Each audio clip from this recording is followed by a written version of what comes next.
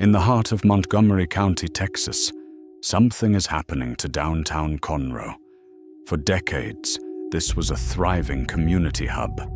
Festivals drew thousands. Local businesses flourished. The streets were alive. Then, the policies changed.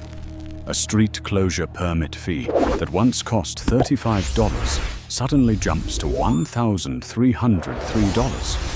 6 major festivals disappear. Festival promoters across Texas refuse to work with Conroe. Business owners see the damage. They warn city council. They plead for change. But they were dismissed, mocked, and ignored.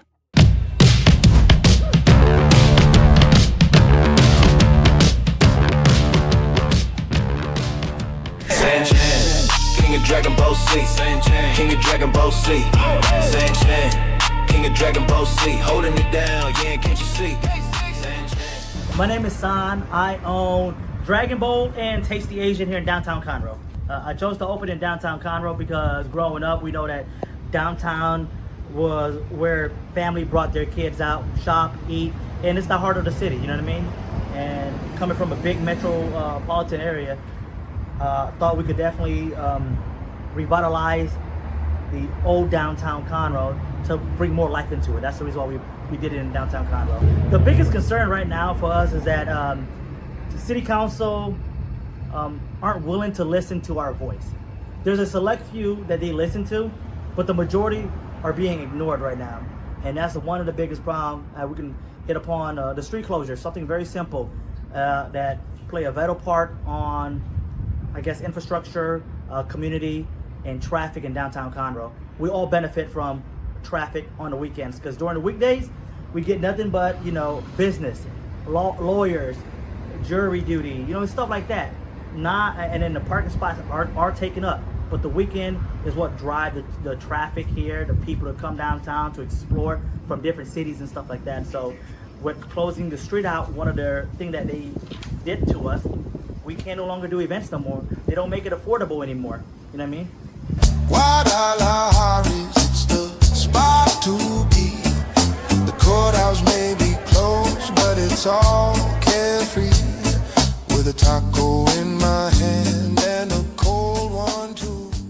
Ronald Harry Kaiser. I own Guadalajara's Bar and Grill, located right across the street from the south side of the courthouse in beautiful downtown Conroe. Well, it's kind of a long story. We had a building that we're in on Lake Conroe for 5 years that was falling apart. The road construction was never ending. It was hurting us really bad. We got this building for about half the price with twice the space, so we were excited to move here. To be honest with you, if I had known the atmosphere in Conroe before we moved, I would have moved someplace else. It's not business friendly. The people in the city council meetings that are running it don't seem to care about businesses here, and it's just aggravating because I'm working my butt off trying to make this thing go, and we don't get any support. Shepherd's Barbershop, snip, snap, swing. Leon got the cut, make you feel like a king. Shepherd's Barbershop. From Ohio to Texas to be with my daughter and grandson.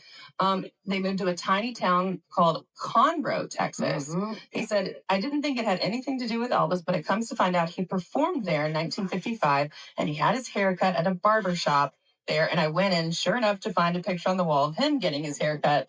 And he sent in some pictures, but he goes, I had to have my haircut done at the same place. So he sent a picture of him at the barber shop. And then also outside the barber shop, it's really cool. He sent in this picture. It's almost like kind of like a bench outside, but it's like this kind of cool mural of Elvis right outside there in red, white, and blue. Oh, that's cool. I think this is another one of those things that's like, that is like fan art. Like, Yes, it is. I mean, That's right good. outside that barbershop. And it's Shepherd's Barbershop, Shepherd's established Barbershop, 1912, says it's Texas' oldest barber. Wow. Oldest barbershop. in Barbershop. Texas. My name's Leon Apostolo and I own Shepherd's Barbershop. I've been here 48 years. Well, Conroe's my home. I was born and raised here, been here all my life. My concerns is that they're driving businesses out of here. you know, with the permit issues and what have you. Customer that he and his wife, every Saturday, they go down here to the farmer's market. They love it. And now they're not able to do that.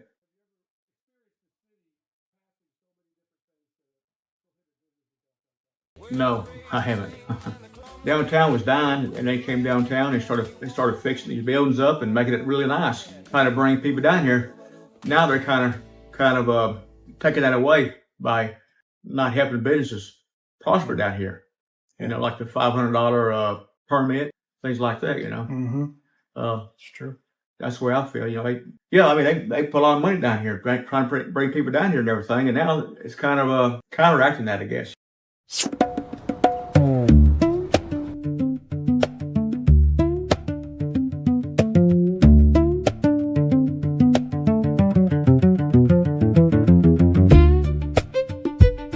I'm Mike Canada, and we have the Conroe Central Market Antique Mall downtown.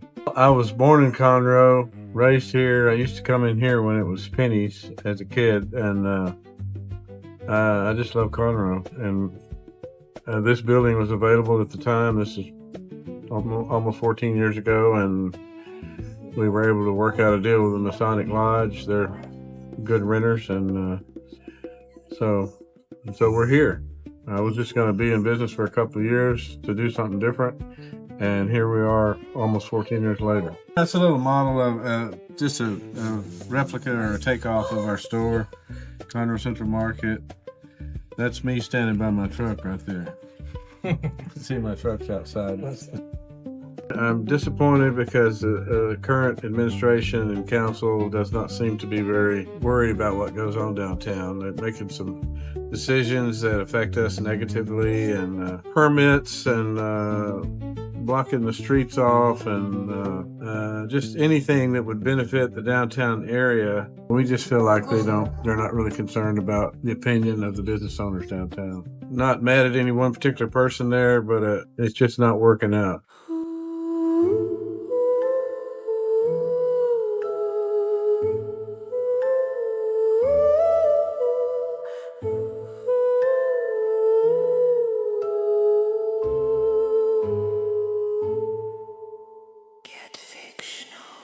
My name is Keely Mahaffey, and I am Get Fictional here. I hand pour soy candles with a bookish twist.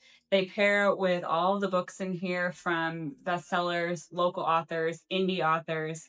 And so you can come in here, find a book that you might not find anywhere else, some bookish gifts, things like that, from local businesses, small businesses as well. I started my business about 9 years ago online, and then when I moved to this area 5 years ago, I started doing the vendor markets around town. Did a lot here in downtown Conroe and the surrounding area, and realizing that there was a huge community for all of this. I saw the For Rent sign here in downtown Conroe, and I thought, hey, you know, this is an amazing place. I decided to open my business down here.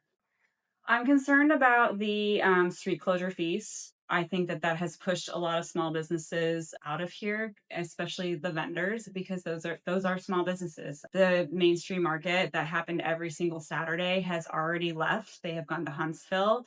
That was one of my huge draws for here. First Friday Sip and Shop, we had the big markets. We all collaborated. They've had to leave as well. So we are really just fighting to keep that alive down here. And that's what I'm really concerned about, because that's one of the main reasons that I opened my business down here, was because we all worked together. There was huge collaboration, and there was the opportunity for more collaboration and more community. I feel like that's just been shut down without any input from any of us. Council restructures the fee after public outcry, but makes it worse. Now it's a $500 non-refundable application fee, plus mandatory add-ons. And there's more. A $170 million hotel deal gone wrong. But we'll explore that in part 2. The question facing Conroe's citizens: are these policies accidental or intentional? And if they are intentional, then why? How is it benefiting our city?